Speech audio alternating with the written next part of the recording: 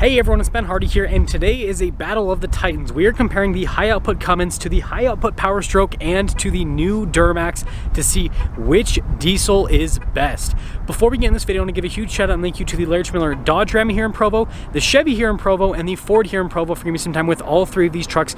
All three of these trucks happen to be available for sale for the time being, so if you're interested, I'll include a link to all of their websites in the description down below. And then on a side note, if you want to save time and money the next time you purchase a car, link to my car buying guide in the description down below. Let's get into it.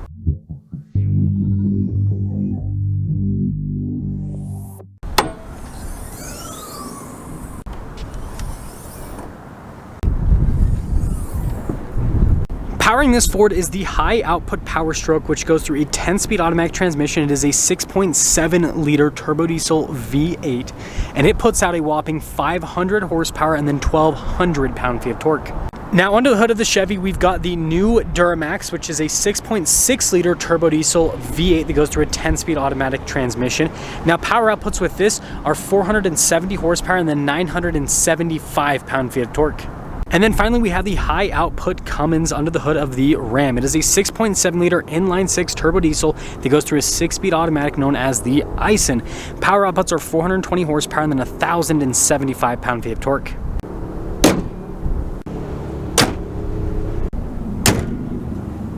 Now let's quickly talk suspension with the truck. So with the Ford, we have a solid front axle. With the Silverado, we have independent front suspension. And then with the Ram, just like the Ford, we have a solid front axle. Now in the rear with the Ford, solid rear axle, and then you guys can see leaf springs here. The biggest difference between an F350 and F250 is that little helper spring right there. And when you look at the suspension of the Silverado, you can see solid rear axle, and same situation where you basically have a helper spring on top of the regular stack of leaf springs. And then finally with the Ram 3500 solid rear axle, and then you guys can see just have a standard set of leaf springs, and that's because the 2500 series Ram has coil suspension, and so yeah, a little bit of a different setup. Now before I show the payload capacities, I do need to mention that this comparison is not perfect. That's a Tradesman, that's an LT, and that is a Lariat. It would be best if I had like an XLT Ford or an STX, but with supply, this is the best I can do, so understand that there is going to be a little bit of a payload discrepancy because of that.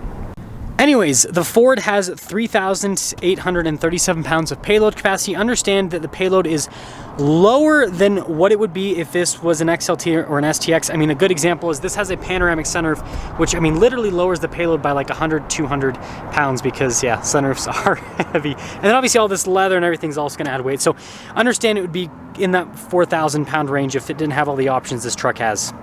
Oh, and almost forgot to mention, gross vehicle weight rating is 12,000 pounds. Now with the Chevy, 3,896 pounds is the payload capacity. And then when it comes to the gross vehicle weight rating, it's 12,100 pounds, so 100 pounds more than the Ford. And this one doesn't have a sunroof or anything like that. So yeah, a little bit more comparable to the Ram. And then when it comes to the Ram, we've got 3,890 pounds of payload capacity. And this is on a truck, we actually have to go over this sticker right here, that has a gross vehicle weight rating of 11,800 pounds. And then it's a Tradesman, so no sunroof or anything like that. So I find it absolutely fascinating that the Ford, with tons of options, including a sunroof, has a similar payload capacity to the Chevy and to the Ram that don't have options that are going to add weight and decrease payload. So good job, Ford. So before we move on to towing capacities, I quickly want to talk about bed sizes with the trucks, and you can actually see the difference since they're all lined up. The Ram has the shortest bed, it's like 6'4" for the box, and then the Silverado and the Ford beds are a little bit bigger. I think the Silverado is right at about 6.5 feet, and then the Ford is like 6.75 feet roughly. But I mean, you can see that, like, when you look at them in a line, the Ford kind of pokes out the furthest than the Chevy, and then you've got the Ram. So they're all big beds, but there is a slight size difference. So starting towing capacities off with the Ram. Again, this is high output Cummins 3.73 axle ratio, gross vehicle weight rating of 11,800 pounds. You have a max trailering weight of 23,600 pounds with the Ram. Now the Silverado actually makes things a little bit easier because not only does it have the charts for the gross vehicle weight rating, it also has the towing charts. So we have a max conventional towing capacity of 20,000 pounds and then a gooseneck towing capacity of 21,600 pounds. And that leaves us with the Ford. So with the high output Power Stroke and the 3.31 axle ratio that this truck has, your towing capacity, whether gooseneck or bumper pull, is right around that 24,000 pound range. And now this leads us into pricing. So the high output Power Stroke is $12,495. So it's about $2,500 more than a standard Power Stroke, but it's still a $12,000 upgrade. Now there's quite a bit of glare on the Chevy window, but anyways, the Duramax is $9,490 as an upgrade. And then finally, the high output Cummins is $12,495, just like the Power Stroke, which makes this about $3,000 more expensive than a standard Cummins. And now that we've gone over the specs, let's drive all of these trucks back to back to see who makes the best diesel.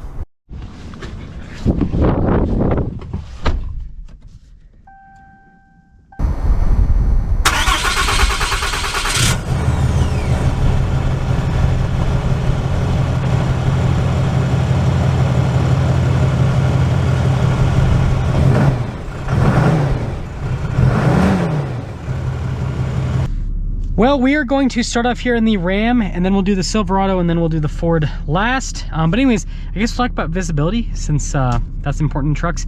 You can see the hood kind of has that raised section there, and then here's through both of the mirrors, throughout the rest of the rear. It'd be interesting to kind of compare it to the different trucks. It's really just the Ford that feels the most different because it has the window that kind of swoops downwards a little bit. But high output Cummins. First off, definitely the rowdiest diesel out of the bunch. I'm a huge fan of the Cummins sound. I think that it is the best sounding diesel. It's such a cool, like, muscular sound. Like, listen to that. Like, when you hear the Cummins, you're like, that's a diesel, right? You're like, that's a real truck, right? So right off the bat, I can tell you that with the solid axles, with the leaf springs, yeah, it's definitely a rougher ride. But focusing, I guess, on the diesel side of things, super torquey.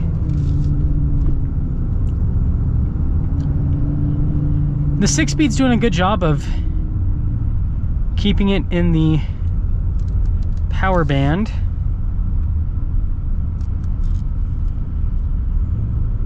I will say this is all about torque though, 100%. This powertrain is all about torque. You can tell that with where it's shifting and the overall setup that it's definitely what they are optimizing in this one. See how the acceleration is, so full throttle here.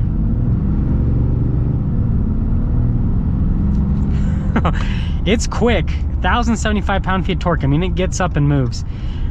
And you know, I've driven the high output Cummins a lot over the years, so I'm pretty familiar with the powertrain. So upsides, sound, it's great. Torque is amazing. And you know, the other thing that I think is really appealing to this truck, or with this truck, is the reliability aspect, right? The Cummins has been around for a long time, and you know, Ram's done a lot to make it so that this is a very reliable and durable powertrain. You can argue with me about that in the comment section below, feel free.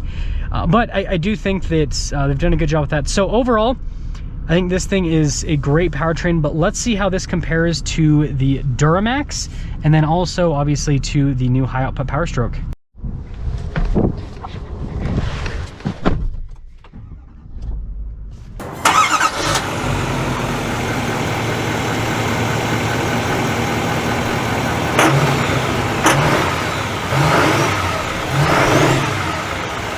Let's talk about visibility here in the Silverado. Here's your visibility over the hood, both of the mirrors, throughout the rest of the rear. And I will say right off the bat, the seats in the Ram, the cloth seats, were a little bit more comfy. These are a little bit harder, which is interesting. Now, first off, the engine's a lot quieter in this. It's a significant difference, actually. And top of being quieter, it's a lot smoother too. With the Ram, again, you can, like, the Ram definitely felt like a bigger punch from the torque right off the bat, but this has a smoothness to it that, yeah, the Ram definitely doesn't have. So it's interesting, the difference. The Ram feels more like an old school diesel. This feels obviously more like a modern one. I will say the ride's a lot smoother too. I think a big part of that's the independent suspension. And then also, I think, you know, with the leaf spring setup they've done with doing the helper spring and everything, I think that also makes a difference. Yeah, it's crazy. It's it's a big difference. Like I said, this one's a lot smoother. But let's see what the acceleration ends up feeling like. So full throttle here. Oh wow. So it doesn't actually feel any quicker, to be honest. You can, like, the horsepower, it feels that part of it, so like, it's hard to explain. Here's the best way to explain it. I don't feel like I'm getting punched as hard. The Cummins definitely felt like it was a bigger punch, but this feels like it keeps going more so. Again, that's horsepower versus torque, right? This has more horsepower as the Cummins has more torque. But yeah, you can, like, right off the bat, there is a perceivable difference with the torque between the trucks. It's not just numbers on a paper, so that's good for me to know. That's why I do these driving comparisons. So to sum things up with the Duramax driving experience, definitely a more comfortable truck when it comes to the suspension, but then less comfortable with the seats, funny enough. And then when it comes to the ride, yeah, like I said, that overall is more comfortable. Smoother powertrain. I like the power delivery on this more. Even though the acceleration is pretty much the same, or at least feels about the same, I like how this is, I like the smoothness that this provides. I still like the sound of the Cummins more though. But with that being said, let's hop into the Power Stroke and see if 500 horsepower and 1200 pound-feet of torque really feels as crazy as it sounds.